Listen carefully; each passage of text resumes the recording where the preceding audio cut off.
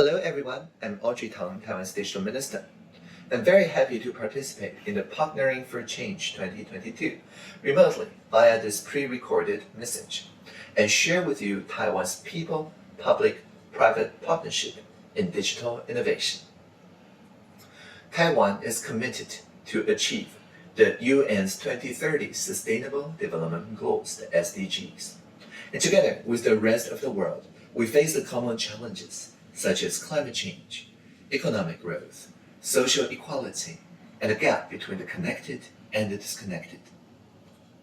Dr. Tsai Ing-wen, President of Taiwan, mentioned in her inauguration speech on 2016, she said, previously, democracy was a confrontation of two values, but nowadays, democracy is a dialogue between many different values. I think this is exactly the core concept of implementing Sustainable Development Goals. That is to say, only by finding the common values through continuous dialogue of various different values can we truly coordinate and solve global problems in a collaborative fashion. Since 2018, we have held the Presidential Hackathon annually to implement this very concept. This Presidential Hackathon is, of course, a programming event, but it's guided by the Presidential Office and hosted by our Executive Yuan every year. With the aim of Sustainable Development Goals, it publicly solicits ideas and stimulates creativity from the public servants, but also the private sector and the social sector. The input and collaboration from everyone, combined with our open data, make up for the lack of creativity in the business-as-usual ways of working. So the proposals of the winning teams, 5 every year, they will be awarded the Presidential Award and supported by her government with the personnel, budgetary, and regulatory support in order to make substantial contributions from the smaller local experiments into this countrywide, even international systems. Now, I would like to share with you 2 innovative winning proposals from the Presidential Hackathon in the past couple years. The first one is from 2021, the winning team Haiyong Studio. The founders have long been devoted themselves to address the issues of coastal debris, and they have organized beach cleanup activities in Taiwan, contributing to the maintenance of our environment. However, after a period of time, they found that the volume of waste of garbage of various coasts in Taiwan varies greatly due to the difference of topography. Those who wish to participate in beach cleaning up activities, they're also very diverse, including CSR, that's corporate adoption, school educational activities, governmental outsourced cleanup services, private organization, or simply just community volunteers.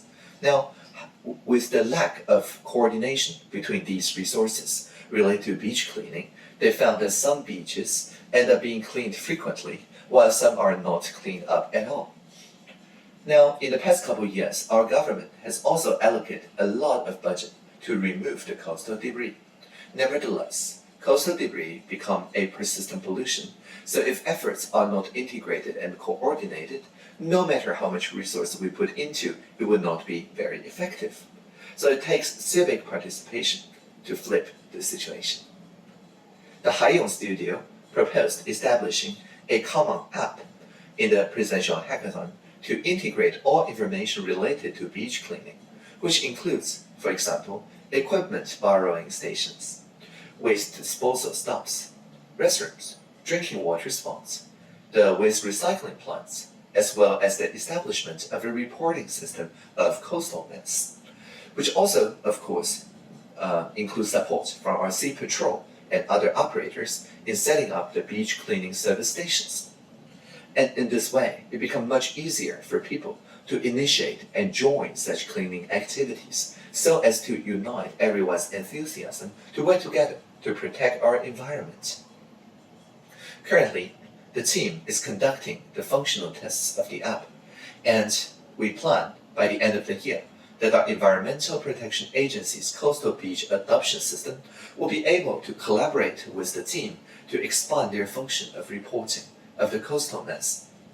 So by the end of the year, the proposal team will also complete the survey of beach cleaning stops, and they have already confirmed now that they are suitable for beach cleaning service stations to set up. They have additionally coordinated with local farmers, with local shops, to collect the discarded feedbacks and use them as beach cleaning garbage bags. The second example is from 2020. The winning team is called Circle Plus Feng Cha Station. Feng Cha, or tea serving, is a kind of spirit of hospitality in Taiwan. In our traditional society, the teapots and cups will be placed by the roadside, under trees, in front of temples, and the free tea will be provided to everyone who passes by. Now, the Feng Cha action was inspired by the enormous quantity of PET bottles found in those coastal cleaning activities.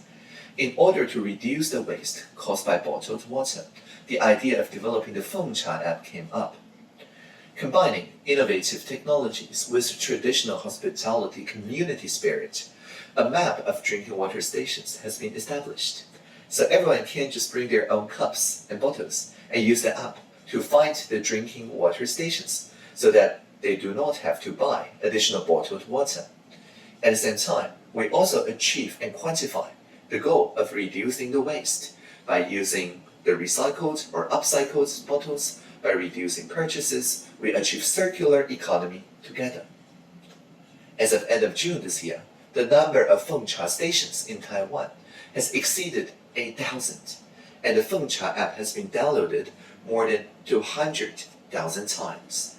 So these are just some examples of how solutions to urgent and clear problems are found through people-public-private partnerships, and digital technologies amplify those solutions through the presidential hackathon. President Tsai announced on Earth Day on April 22 last year that Taiwan should keep pace with the world, and we will reach the goal of net zero emissions by 2050. The presidential hackathon in the past couple of years has already been focused on this very issue. So for example, this year's theme is Climate Action, Practicing Net Zero Internationally. Nearly 200 domestic and international innovative solutions has been received from home and abroad with the same united goal of finding solutions to those urgent, clear problems. There is a saying, if we are not part of the solution, we become part of the problem. I'm so glad to see such an event today, Partnering for Change, where everyone can discuss together the core of the problems in the world and become part of the solution together. I would like to wish the forum success and everyone live long and prosper.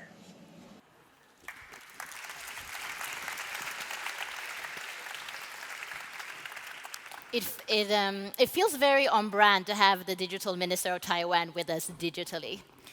Thank you very much for that. Those were some great concrete examples on citizen-based dialogue and also social innovation in the public sector. And I would like to bring up Jenny Elfsberg, the Director and Head of Innovation Management at Vinnova, just to reflect a little bit about the Minister's lightning talk. Welcome. Thank you. We heard a little bit of what they do in Taiwan to promote social innovations. What do we do here? Well, first of all, I must say that I love those examples. Clear and urgent, that's pretty good. And here in Sweden, of course, we do a lot. We have really good actors like Reach for Change and Save the Children. And yeah, we have many strong actors. But I actually wanted to talk about a new initiative that is coming from the public funding agencies that is called Impact Innovation. It felt like it suits this audience well. So that is our new strategic innovation programs, where we actually want to bring together the social, public, private sectors and solve big problems, wicked problems that we are going to deal more and more with also up here in the north. So we will help, we aim to close the gap between the sectors and close the gap between technology and social innovation with this initiative. That sounds great. And you talked about closing the gap. So I wanted to ask you as well, what partnership between the public sector and other sectors do you have an example for? Examples of Great partnership that works well, where you can engage the the public sector, and as well as it could be, any other sector that you... Well, we do. We have many good examples of how a community, like a city, works with the local citizens there, and we have seen projects where we can. Examples can be. I don't know. I put you on the spot there, Yeah. a little bit.